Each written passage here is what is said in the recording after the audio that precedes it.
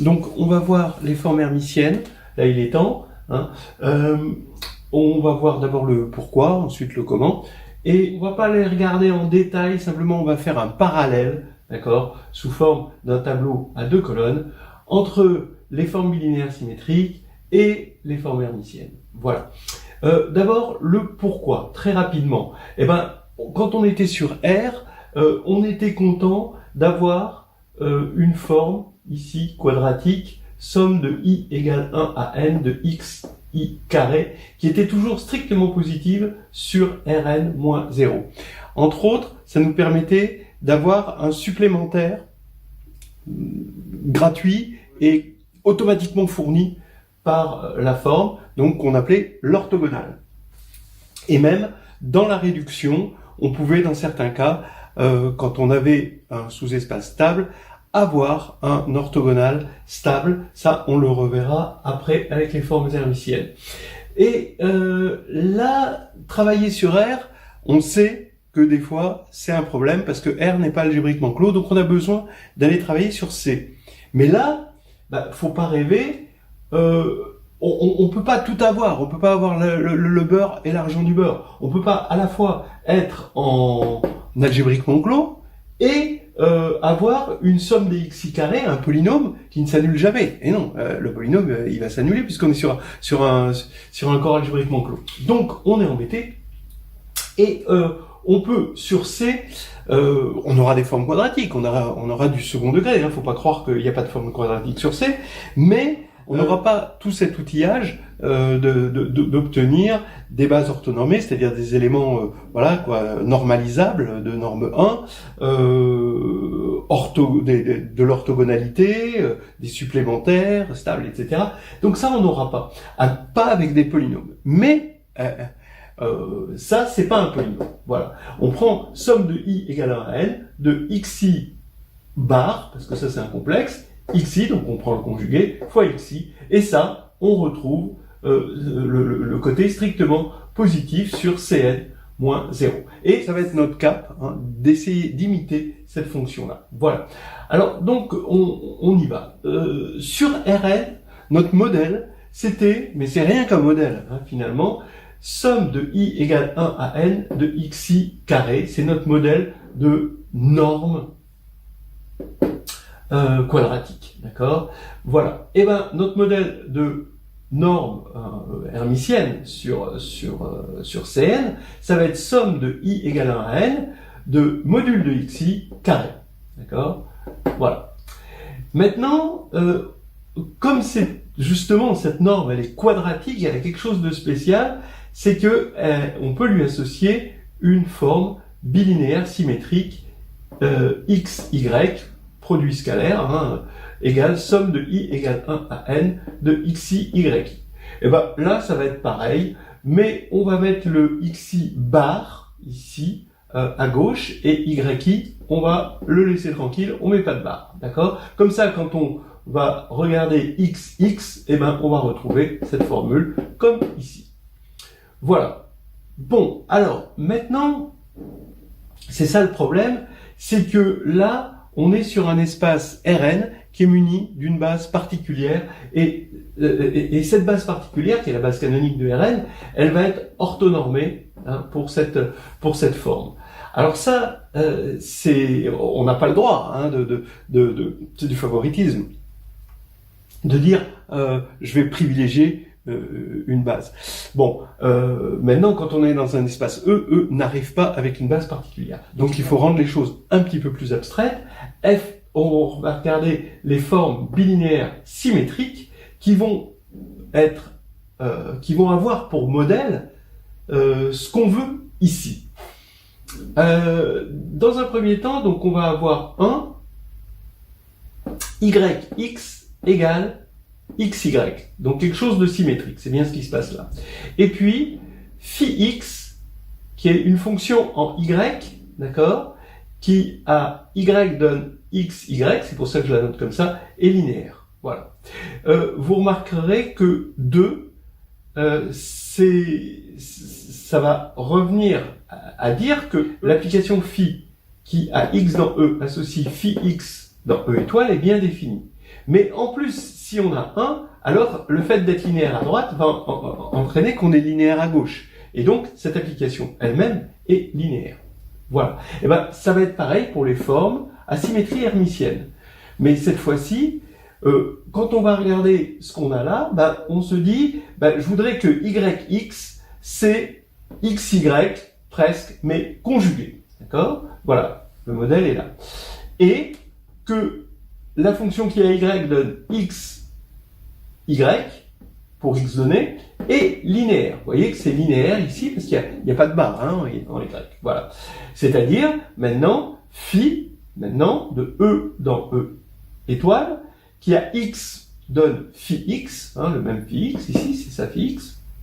Ben, cette fois-ci, elle est bien définie, mais elle ne va pas être linéaire parce qu'il y a ce bar ici, elle va être semi-linéaire, c'est-à-dire elle va communiquer avec l'addition, mais elle va remplacer lambda x par lambda bar phi x, d'accord? C'est ce semi-linéaire. Voilà. Je fais remarquer que maintenant, si on a une forme polaire ici, alors je vais mettre pour unification la forme polaire peut-être un peu moins connue, 1/4 de Q de X plus Y moins Q de X moins Y. Pourquoi on a besoin d'une forme polaire? Parce que c'est facile à partir de lui de retrouver lui, il suffit de poser X égale Y, mais pour à partir de lui poser lui, c'est un petit peu plus dur, et dans le cas général, voici la formule de la forme polaire. Eh bien, il y a une formule de forme polaire hermitienne, c'est-à-dire à partir d'une fonction h, c'est voilà, on a celle-là. Je ne vais pas insister là-dessus, hein, on ne va pas s'en servir énormément. Il y a aussi une version matricielle, c'est-à-dire que si on fixe une base, d'accord, on a une base, hein, eh ben, la matrice S ici de l'application linéaire qui est ici, de E dans E étoile. Alors pour quelle base? Ici on prend la base E, ici on prend la base E étoile. Cette matrice S va vérifier que S transposé est égal à S, et XY, ça va être X transposé SY, ou X et Y, c'est les vecteurs colonnes de petit x et petit y dans la base E. Voilà. Et on fait pareil, là, du côté hermitien, quand on a une forme comme ceci, eh ben, on va pouvoir écrire une matrice H, et ici, écrire XY égale X étoile HY, avec H étoile égale H. Alors le étoile, c'est le transconjugué, donc on prend la transposée et on conjugue, d'accord? C'est transposé et bon, bien sûr, ça commute, hein. On peut d'abord conjuguer, puis ensuite prendre la transposée, on retombera exactement sur la même chose. Voilà. Donc finalement, ça veut dire que H, hein, d'accord, la matrice H, c'est simplement la matrice des EI, EJ, hein, dans la base qu'on s'est fixée. Bon, maintenant, à partir du moment où on veut des bases, il faut des changements de base. On a S' égale P transposé SP, quand P est la matrice de passage. Donc ça, c'était l'ancienne base. Ça, c'est la matrice dans la nouvelle base E', hein, par exemple. Et ça, c'est la matrice de passage de E vers E'. Et là, pareil, H', P étoile. Là, cette fois-ci, pareil, la transconjuguée, HP. Bon. Ce qui fait qu'on a des orbites. C'est-à-dire, on va regarder l'ensemble de toutes les matrices possibles. On fixe une forme bilinéaire symétrique. On regarde l'ensemble de toutes les matrices possibles qui sont ce qu'on appelle congruentes. Hein, on définit comme ça la congruence. Ici, on définit la congruence hermitienne.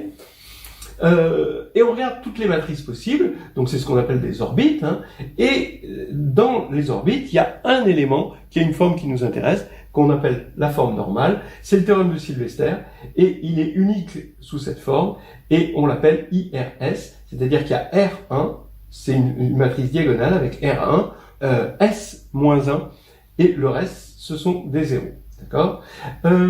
Et là, pareil, si on regarde les matrices hermitienne, on regarde les orbites, l'ensemble des changements de base possibles, et les matrices qu'on obtient à partir d'une matrice hermitienne et en faisant des changements de base, et on obtient aussi un théorème de Sylvester, c'est-à-dire que toutes ces choses-là, qu'on appelle des orbites, possèdent un unique élément sous cette forme-là. Donc finalement, ça veut dire qu'il existe une base, qui elle n'est pas unique, hein, évidemment, mais il existe une base telle que dans cette base, la forme qui nous intéresse s'écrit sous cette forme-là, avec des 1 sur la diagonale, moins 1 ensuite, et des 0, et le reste, plus rien d'autre que des 0.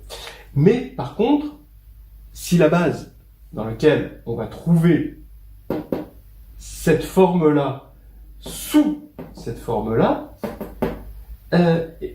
si la base n'est pas unique, en revanche, le R et le S est unique. Hein. Alors maintenant, on va pouvoir revenir sur ce truc-là, hein, voilà, intelligemment. C'est-à-dire, cette positivité, ici, cette positivité, on ne les avait pas mises. C'est une troisième condition, en quelque sorte, hein, qui fait qu'on a cet objet qui nous intéresse. Et ben, c'est que parmi ces orbites, il va y en avoir qu'une seule qui va vérifier ça. Ça va être l'orbite des formes bilinéaires, symétriques, définies, positives. Et là, c'est quand on a que des positifs, que des 1, 1, 1, 1, 1, 1 sur la diagonale, c'est-à-dire qu'on a la matrice identité. Ce qui fait que l'ensemble des matrices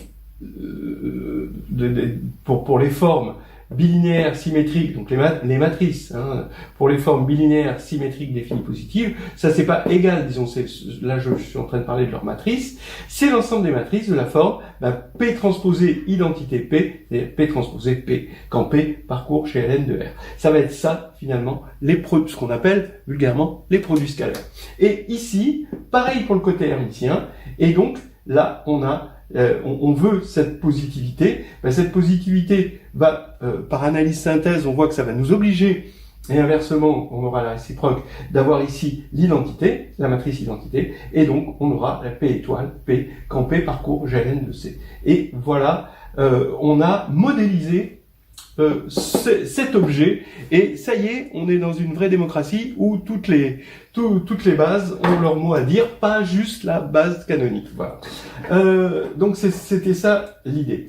Alors maintenant, on a les matrices orthogonales, hein, d'accord, hein, au n de R, et on va avoir les matrices unitaires, UN. C'est les matrices de passage d'une base orthonormée à une autre, c'est-à-dire l'ensemble des matrices telles que P transposé P, donc les matrices de GN de R, telles que P transposé P est égal à IN, ce qui va vouloir dire qu'on est passé de la base canonique, par exemple de Rn, à une base qui est orthonormée, hein, encore. Et ici, pareil, orthonormée, mais pour une norme hermitienne.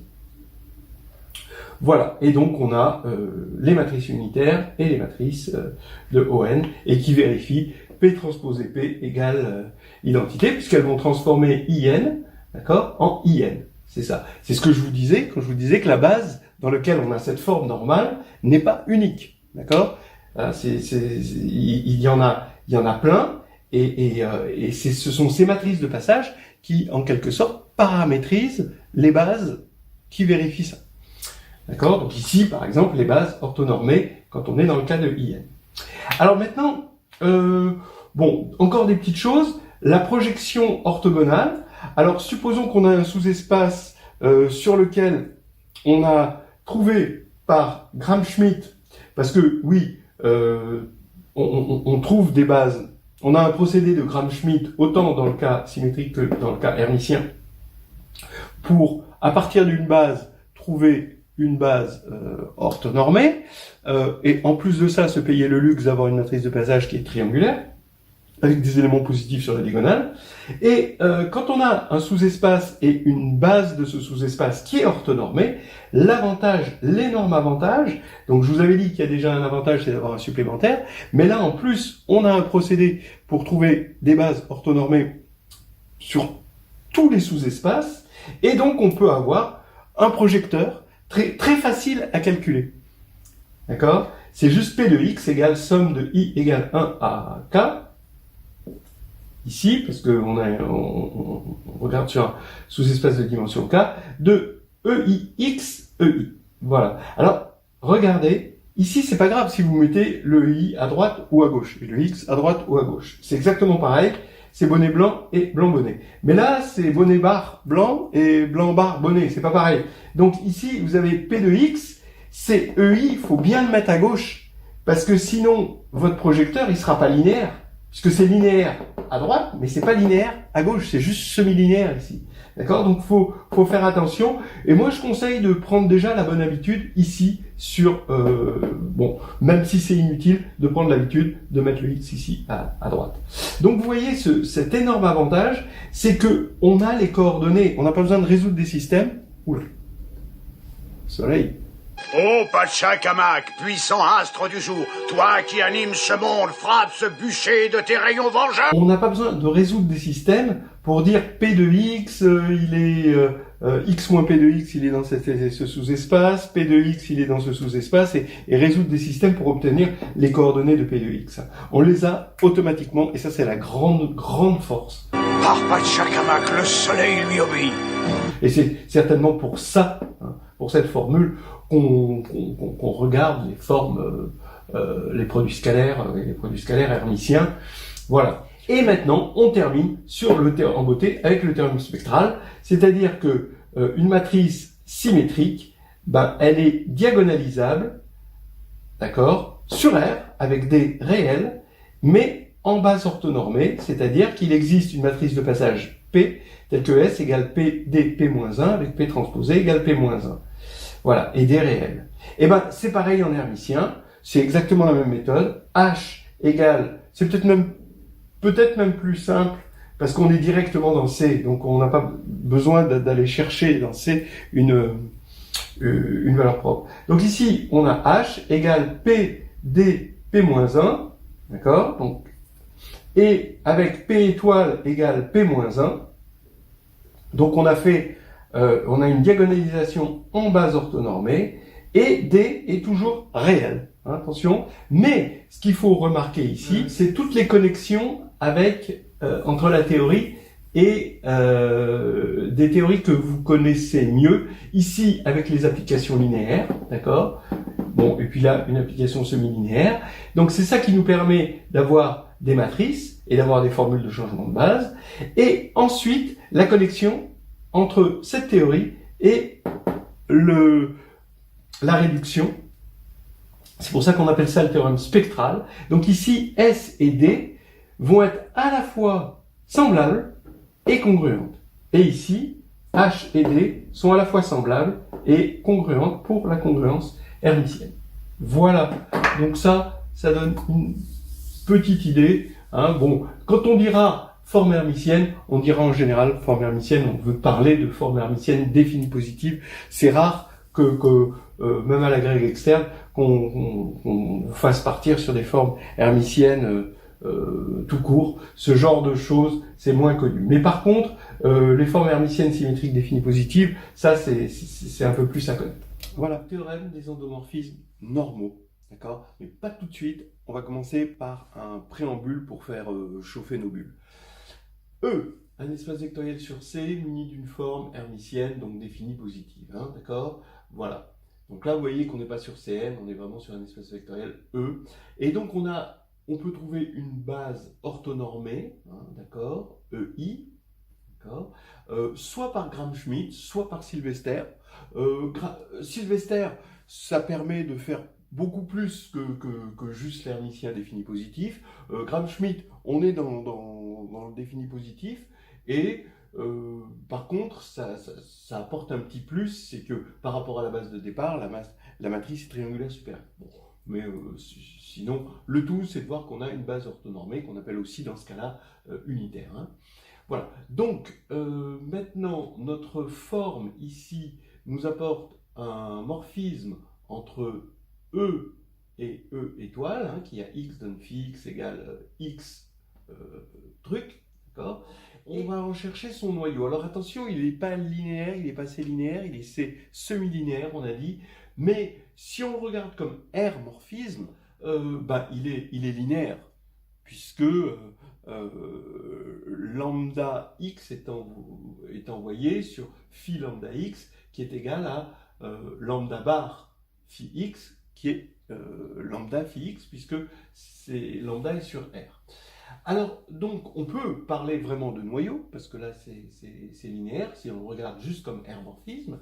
Et si on en regarde le noyau, il est réduit à 0, puisque si on a 0 ici, en particulier xx égale 0, rien que ça, hein, d'accord, ça nous fait x égale 0. Vous voyez, avec les formes hermitiennes définies positives, on a tout de suite des formes non dégénérées, c'est-à-dire un noyau nul, par la manière forte, hein, évidemment.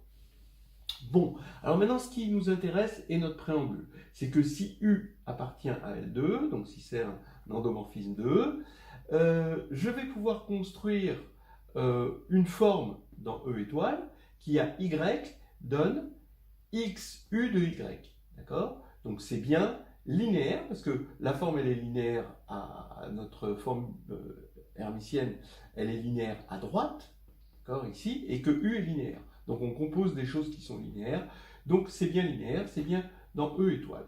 Et comme ici on a le noyau nul, on sait qu'ici on a un isomorphisme, d'accord, de R espace, ici, d'accord.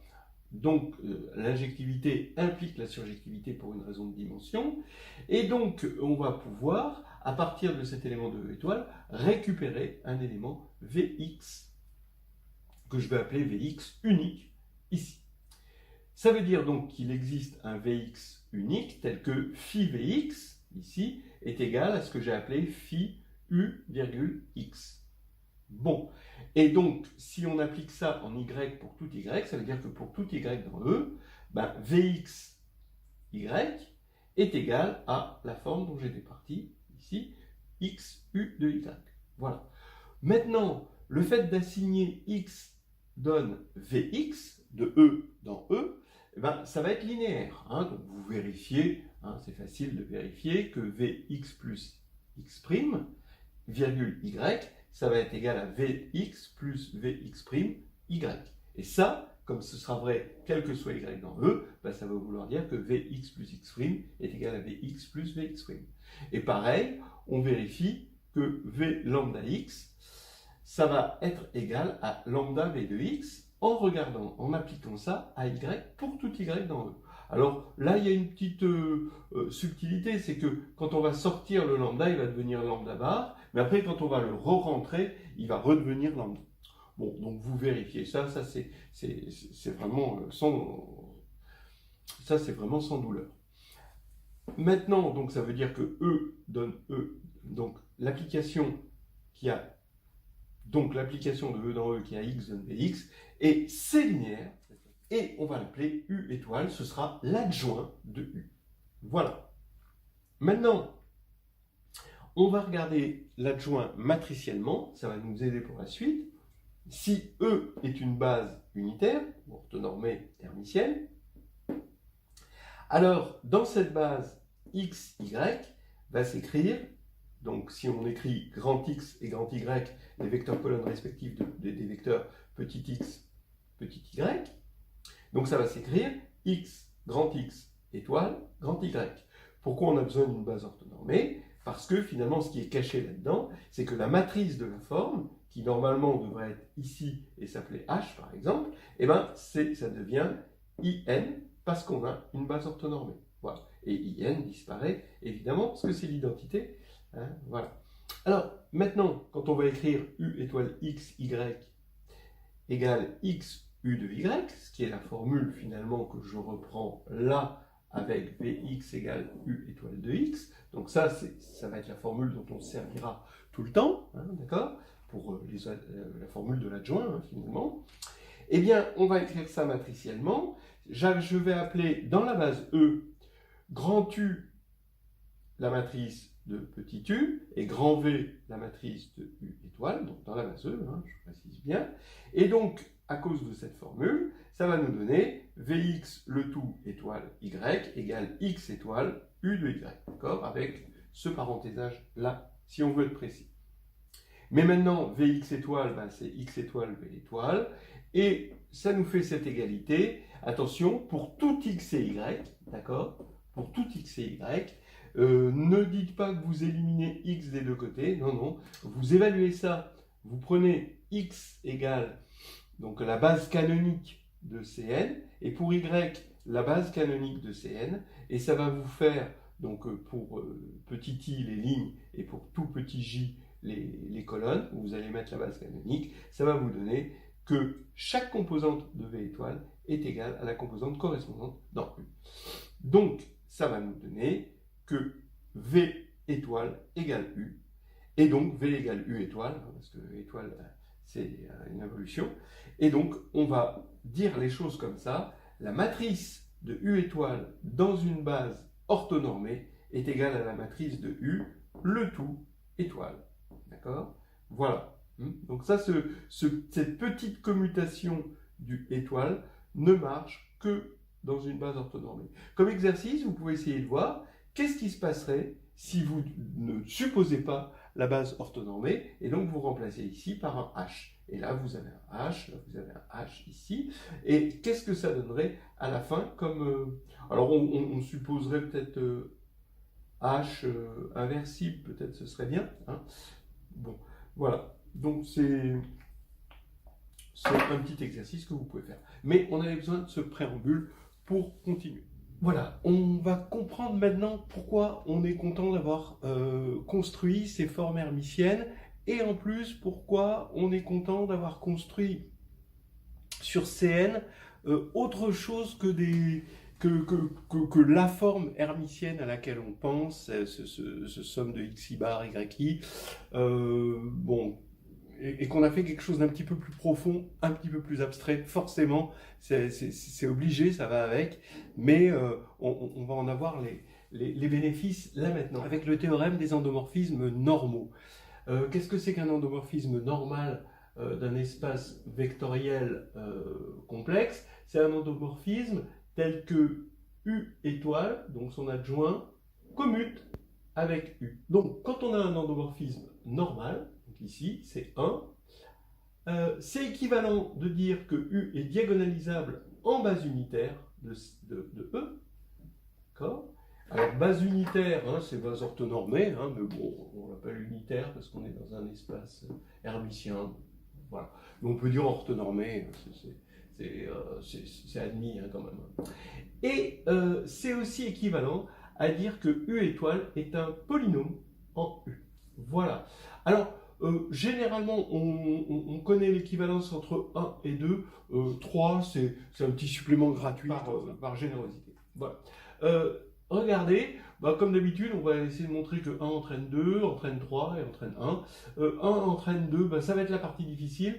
2 entraîne 3, c'est pas trop difficile ça. Hein. 2 entraîne 3. Si U est diagonalisable en base unitaire, on prend A, la matrice de U dans une base E qu'on va choisir orthonormée. D'accord? Ça c'est important. Et maintenant, A est égal à P D, P étoile, donc P ça va être la matrice de passage vers la nouvelle base orthonormée, donc elle part de l'ancienne base orthonormée et elle va vers la nouvelle base orthonormée de E où U est diagonalisable, et donc on a A égale P D P-1, mais comme c'est en base unitaire, P-1 c'est aussi P étoile, d'accord? Donc voilà, avec D une matrice diagonale complexe, hein, attention.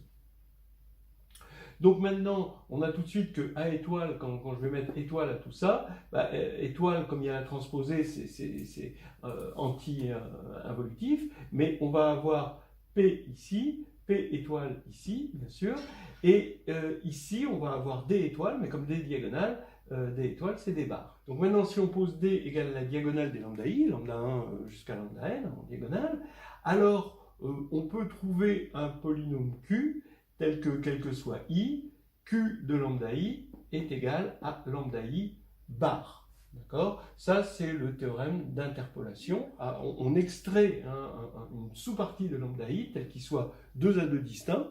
D'accord? Et à partir du moment où ils sont 2 à 2 distincts, on peut appliquer le théorème d'interpolation de Lagrange. D'accord? Et donc trouver Q tel que, un polynôme Q tel que Q de lambda I est égal à lambda I bar. Et ensuite, ça va faire que Q de D est égal à forcément D bar. Et donc, quand on va calculer Q de A, A c'est PD, mais ici c'est P-1, Ça, je fais ça parce que je sais qu'un polynôme, il commute avec la conjugaison. Et donc, maintenant, je vais avoir Q de D ici. Q de D, c'est des barres. Et ça, je reconnais A étoile. Parce que, toujours pareil, P étoile, c'est P-1. Donc, on a bien que Q de A est égal à A étoile. Et ça implique que Q de U est égal à U étoile parce que dans une base orthonormée, hein, on vérifie que la matrice de U étoile, c'est la matrice de U, le tout étoile. 3 entraîne 1 est clair, hein, à partir du moment où U étoile est polynôme en U, alors il commute avec U. Maintenant, montrons que 1 implique 2. C'est ça, juste la partie difficile. Allons-y, hein. On prend lambda dans le spectre de U. Et on est content d'être sur C parce que je parle pas du vide. Hein. Lambda, il existe parce que c'est algébriquement clos. Et donc, j'ai bien un sous-espace propre non nul. Hein. Ne dites jamais non vide. Voilà. Non nul, ici, que j'appelle E lambda pour U. Maintenant, U étoile stabilise E lambda. Ben oui, parce que comme U étoile commute avec U, il stabilise tous les sous-espaces propres de U. C'est comme ça. Donc, maintenant, j'affirme que U stabilise E lambda orthogonal. Alors, effectivement, si je regarde ça matriciellement, je vais regarder en fait AX, Y, où X appartient à E lambda orthogonal et Y appartient à E lambda, et dire que U stabilise E lambda orthogonal, ça revient à dire que ça va être 0. C'est ce qui va, quel que soit Y dans E lambda, c'est ce qui va assurer que AX sera bien, encore une fois, dans E lambda orthogonal. Alors, pourquoi c'est 0 ? Je le calcule. Là, j'utilise le langage matriciel, qui est bien pratique dans ce genre de situation.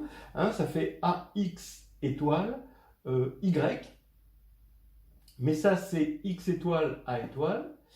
Et maintenant, j'utilise l'associativité, la pseudo-associativité des matrices. Et là, j'ai X étoile, ici, qui est dans E lambda orthogonal, et qui est orthogonal à tout élément de E lambda. Mais il se trouve que A étoile Y est dans E lambda, à cause de ce qu'on vient de voir ici. Et toujours pareil que A étoile, c'est la matrice de U étoile.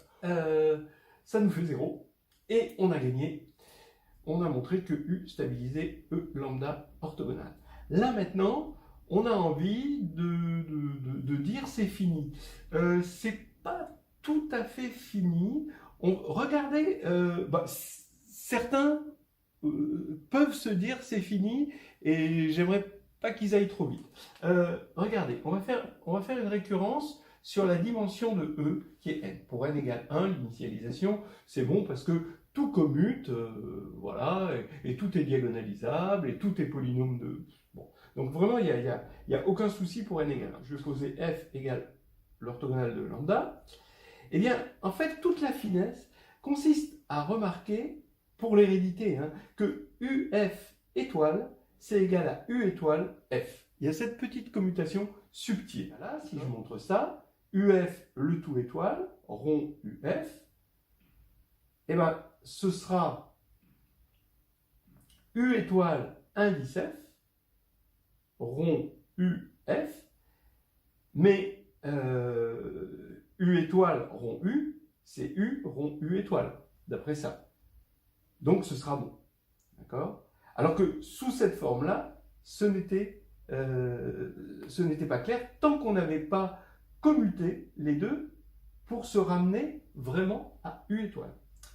Alors, c'est une tautologie, c'est simple, mais il y a cette subtilité. Montrons ceci. Donc il suffit de montrer que, pour montrer que ça est égal à ça, il suffit de montrer que ça, donc c'est lui qu'on prend, est bien égal à x, uf, y. Et là, c'est tout droit, c'est rien du tout. On prend x et y dans grand F, et u étoile, l'induit de u étoile sur f de x, comme x appartient à f, ben c'est u étoile de x, tout simplement. Et donc, j'applique cette formule, et u de y, c'est u sur f de y. Donc, c'est pratiquement rien, mais quand même, c'est une petite subtilité. Et donc, uf, maintenant, va vérifier cette hypothèse. Donc, par récurrence, puisque e lambda est non nul, ça, c'est de dimension strictement plus petite. Et donc, ça va être diagonalisable. UF est diagonalisable en base unitaire, évidemment. Hein. En base unitaire, en base, on peut dire orthonormée, hein, on se comprend. Et on va avoir E est égal à E lambda, somme directe avec E lambda orthogonale. Ben, U est diagonale sur E lambda. U est diagonalisable sur E lambda orthogonale, ce qui va faire que U, globalement, est diagonalisable. Maintenant, ici, il est diagonalisable en base unitaire. Ici, il est diagonalisable comme il est diagonal, il est diagonalisable dans n'importe quelle base, mais par le procédé de Gram-Schmidt, on peut construire une base unitaire. Et en faisant la concaténation des deux bases, on obtient, puisque c'est orthogonal ici, c'est une décomposition orthogonale, on obtient globalement une base unitaire. Voilà, hein, donc on a montré par récurrence 1 entraîne 2, le reste étant assez facile, en tout cas assez classique. Voilà. Alors, ce que j'aime bien dans cette preuve, et ce qu'il faut retenir, c'est on a tout ce qui était annoncé, tous les espoirs qu'on portait sur les espaces hermitiens, eh ben, sont accomplis. Et en plus, on comprend pourquoi on a fait attention de ne pas se limiter juste à la structure hermitienne de Cn. Regardez, d'abord, on a travaillé sur C, donc c'est bien, du coup, on a pu avoir une valeur propre, d'accord? Ça, c'était important. Ensuite, on a utilisé l'espace hermitien, ben, ça c'est bien, parce qu'on a un orthogonal. Cet orthogonal, il est en somme directe avec E lambda, donc c'est pour ça qu'on travaille sur un espace hermitien. Ensuite, on a la stabilité de E lambda, on a que si, bon par exemple, ça c'est un théorème assez général, si U stabilise F, alors U étoile stabilise F orthogonal, ça vous pouvez le montrer, c'est un petit exercice facile, mais qu'on a utilisé implicitement ici. Donc ça, c'est encore des problèmes de forme hermitienne et réduction. Et important, hein, pourquoi on aurait pu partir de Cn, d'accord, et faire la récurrence, mais pourquoi on n'est pas parti de Cn? Parce que si on est sur Cn, ça veut dire qu'on a une base particulière. Cette base-là, sur laquelle on va prendre la matrice, est une base particulière. Mais quand on va faire la récurrence, on va se retrouver à faire la récurrence, mais sur un espace F, qui n'a plus de base canonique.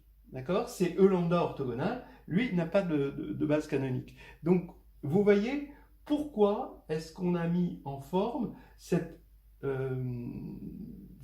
théorie des structures hermitiennes définies positives? Parce qu'il n'y avait que ça qui pouvait nous aider à aller plus loin. Et sur Cn, muni de sa structure naturelle, on restait bloqué, on ne pouvait pas faire actionner la récurrence. Voilà. Et puis, il y a aussi cette petite subtilité. Hein,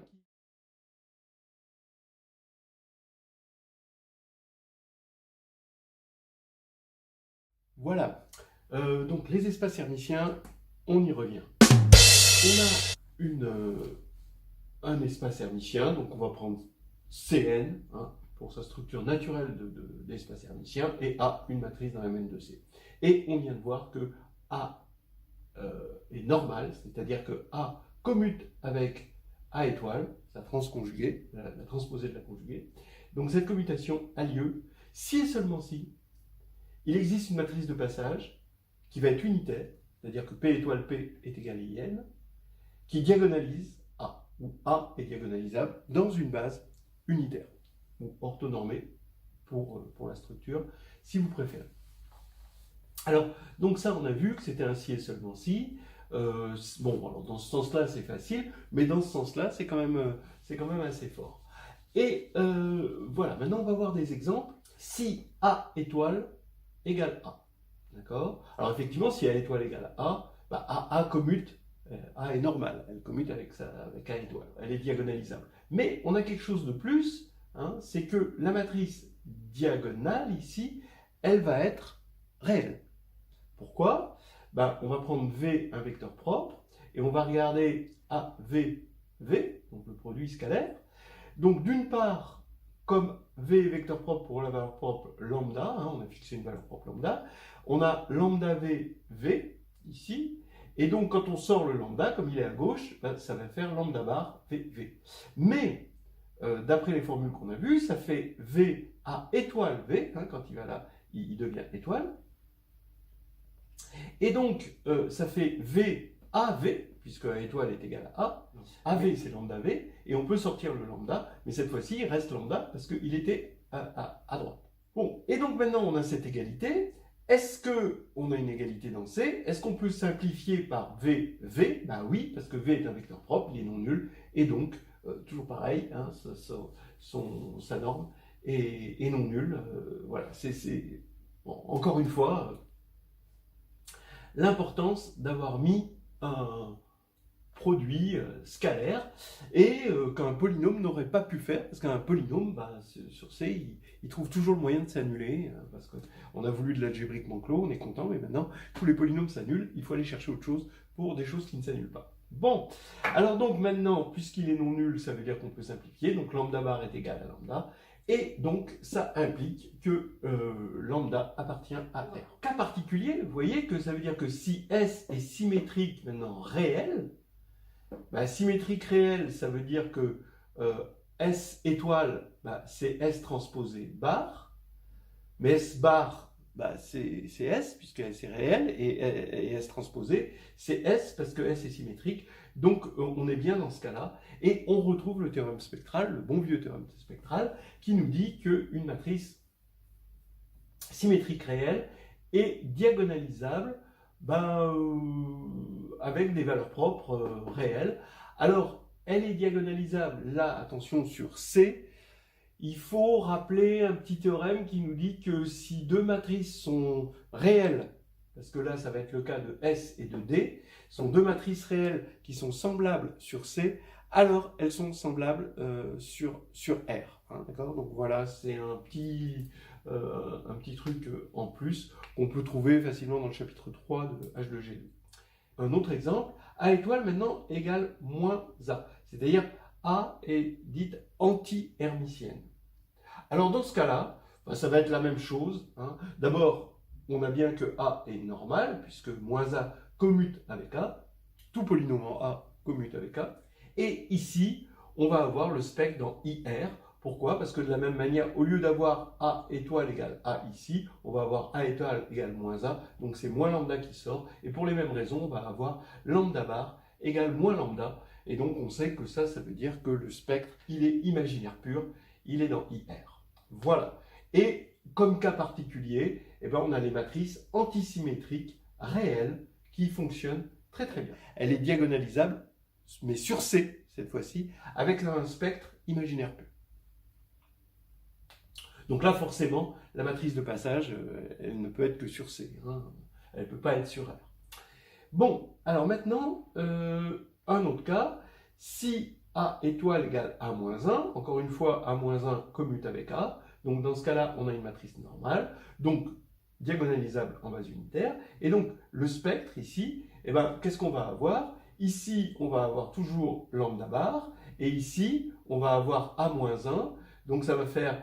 Bah, forcément, hein, les valeurs propres sont non nulles, hein, puisque A est inversible. Donc lambda moins 1 va sortir, et on va avoir lambda bar égale lambda moins 1. Mais ça, je vous laisse le soin de remarquer qu'un complexe qui vérifie ça veut dire qu'il est de norme 1. D'accord? Donc, de norme 1, ça veut dire qu'il est sur le cercle unité de C. Voilà. Donc, ça veut dire que si A est une matrice, alors ça c'est une matrice unitaire, hein, ce sont les matrices de changement de base qui passent d'une base unitaire à une autre base unitaire, eh bien, quand on a une matrice comme ça, eh bien, forcément, son spectre est sur le cercle unité. Voilà. Le cas particulier, c'est si A est réel, et là, dans ce cas-là, on a ici la transposée de A est égale à moins 1, donc ça nous fait A dans O de n, et bien ça veut dire qu'une matrice orthogonale, elle est diagonalisable, mais sur C, avec un spectre qui est sur le cercle unité. Voilà. Alors maintenant, attention au contre-exemple, c'est-à-dire ces petites extensions. Si on prend S symétrique, mais plus réelle, cette fois-ci, une matrice symétrique complexe, eh bien, il va y avoir un problème. Parce que, vous voyez, S n'est pas censé commuter maintenant avec S étoile. Qu'est-ce que c'est que S étoile? Ben, comme S est symétrique, ça va être S bar. Et en général, une matrice ne commute pas avec sa conjuguée. Ça, c'est peut-être un peu contre-intuitif, je ne sais pas. Mais en tout cas, une matrice ne commute pas avec son conjugué. Prenons donc 1, I moins 1. D'accord? Alors, regardez, elle est bien symétrique, elle est complexe. Si on calcule son polynôme caractéristique, bon, vous voyez qu'elle est de rang 1, puisque ce vecteur, c'est I fois ce vecteur. D'accord? Donc, elle est de déterminant 0, hein, tout de suite.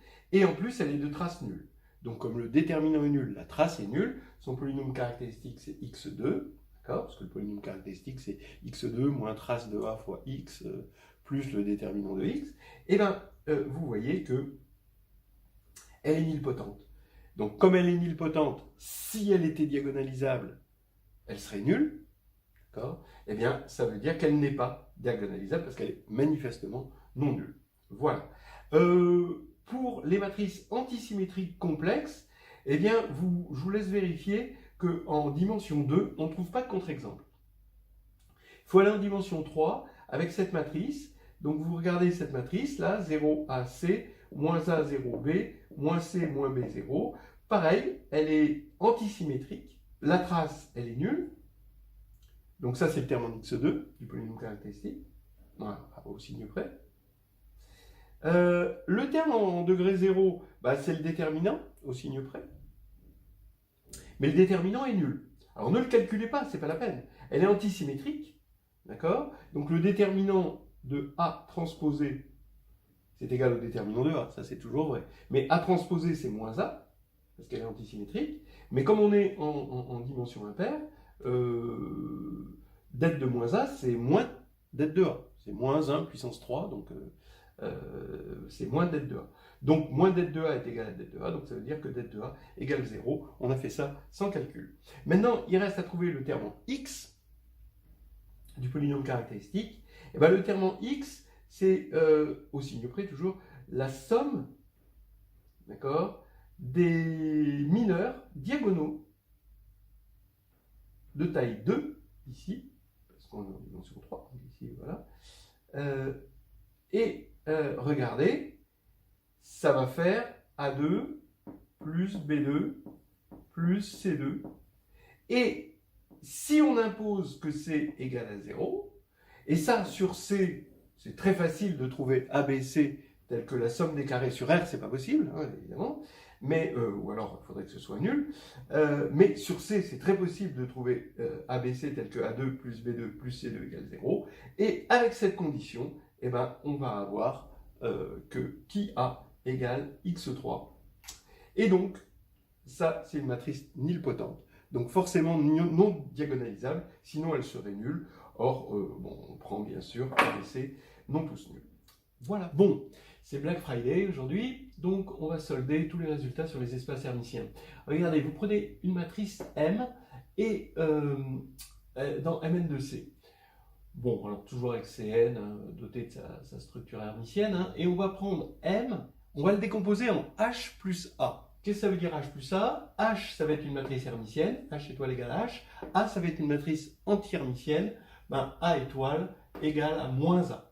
D'accord? Donc, M n'est pas forcément normale, mais on va la décomposer en somme de deux matrices normales. Pourquoi comme ça? Parce que déjà c'est unique, Hein, et on verra après une autre raison. Mais c'est unique, oui. On voit que forcément, si on est sous cette forme-là, alors H va être égal à M plus M étoile sur 2 et A va être égal à M moins M étoile sur 2. Donc on a eu existence et unicité d'une telle décomposition. Maintenant, regardons ce que veut dire être normal. Être normal, on sait que c'est commuté avec sa transconjuguée. M étoile M égale M, M étoile. Mais cette fois-ci, M étoile, ça devient H étoile plus A étoile, donc H moins A. Donc ça veut dire que H moins A, H plus A, doit être égal à H plus A, facteur de H moins A. Développons. Alors attention, il faut se méfier des identités remarquables qu'on a apprises avant que tout devienne non commutatif. Là, on peut développer qu'en disant H2 plus HA moins AH plus A2. Et là, cette fois-ci, c'est A2 moins HA plus AH moins A2. Voilà, ici, c'est moins A2. Voilà. Et donc, on peut simplifier ici par H2, ici par moins A2, et en passant le membre de droite à gauche, ça va faire 2 facteurs de HA moins AH égale 0, et c'est-à-dire, c'est si et seulement si, HA égale AH. Voilà. Donc, c'est une autre façon de voir des matrices normales, et on a un nouveau théorème. M est diagonalisable en base unitaire, si et seulement si, sa partie hermitienne commute à sa partie anti-hermitienne. Voilà. Bon, on va voir maintenant quelque chose de rigolo. Que se passe-t-il pour n égale 1 par rapport à n quelconque? Ça, c'est toujours une bonne question. Hein. Quel que soit le théorème que vous avez en dimension n, posez-vous la question, ça donne quoi en dimension 1? Et ça, on va regarder les résultats qu'on a obtenus, même un petit peu plus, en dimension 1, pour le voir avec une certaine perspective, qui est devenu ce résultat qui nous était familier en dimension 1, quand il s'est transformé en un résultat en dimension n. Comment il s'est transformé? Ça, c'est toujours le mystère. Hein, voilà. Quand on prend z, a priori, c'est un complexe. Hein. Ben, dire qu'il est réel, c'est dire qu'il est bar invariant. On pourrait se dire que ça va se transformer en la matrice est bar invariant, mais est bar invariante, mais ça va rien nous donner. La bonne généralisation, c'est de regarder que non pas m bar égale m, mais m bar transposé, c'est-à-dire m étoile égale m. C'est-à-dire que la bonne généralisation du réel, c'est l'hermitien. Et d'ailleurs, vous le voyez, hein, une matrice hermitienne, on va retrouver son spectre va être réel, c'est ce qu'on a vu tout à l'heure. Là, qu'est-ce que c'est qu'un imaginaire pur? On avait un imaginaire pur. On a caractérisé les imaginaires purs en disant que c'était z bar égale moins z. Ok, là, on va prendre m étoile égale moins m. Non pas m bar, mais m étoile. Et d'après le théorème des endomorphismes normaux, ces matrices dites anti-hermitiennes, elles vont être diagonalisables en base unitaire, mais surtout avec un spectre imaginaire pur. Voilà. Qu'est-ce que c'est que être de norme 1? C'est dire que z bar z égale 1. Et donc, on le généralise en m étoile m égale in. Donc, ce sont les matrices unitaires. Ce sont des matrices de passage entre une base unitaire et une autre base unitaire. D'accord? Et pareil, ça va être diagonalisable. Donc, diagonalisable, c'est finalement ressembler au cas n égale 1, hein, mais avec en plus un spectre qui est sur le cercle unité, donc tous les éléments sont de norme 1. Maintenant, on va comprendre comment généraliser ce qu'on appelle la décomposition cartésienne, la forme cartésienne d'un complexe x plus y, d'accord, avec x réel, d'accord, et iy imaginaire pur. Eh bien, c'est simple, ça va être simplement ça, m égale h plus a, où h, le réel a été transformé en hermitien, l'imaginaire pur a été transformé en un anti-hermitien. Bon, by the way, on avait une autre décomposition, ce qu'on appelle la décomposition polaire. C'est z égale r, e, i, θ. Avec r strictement positif, d'accord, avec unicité si z est non nul.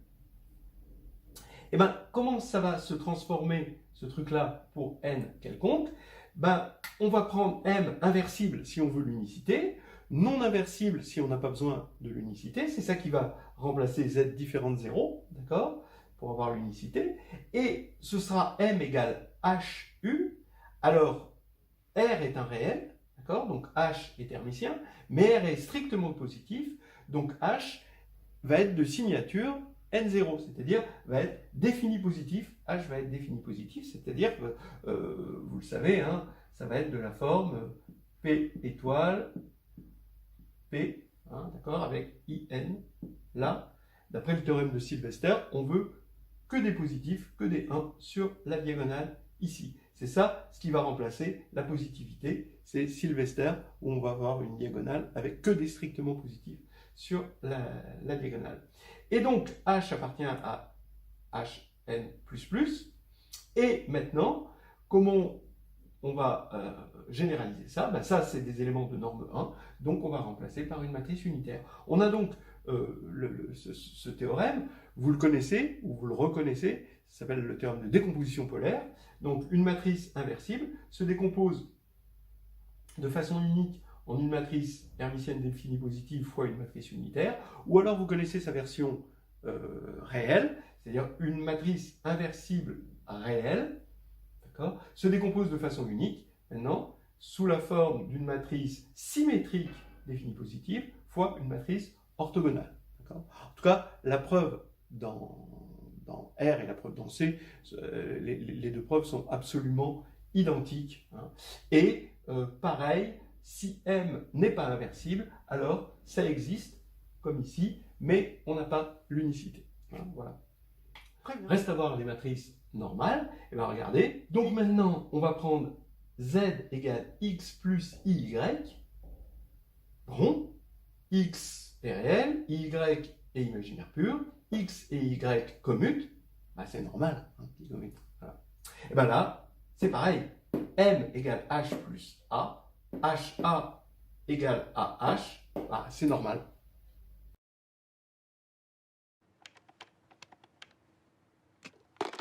Leblanc, c'est son nom, et c'est juste son prénom.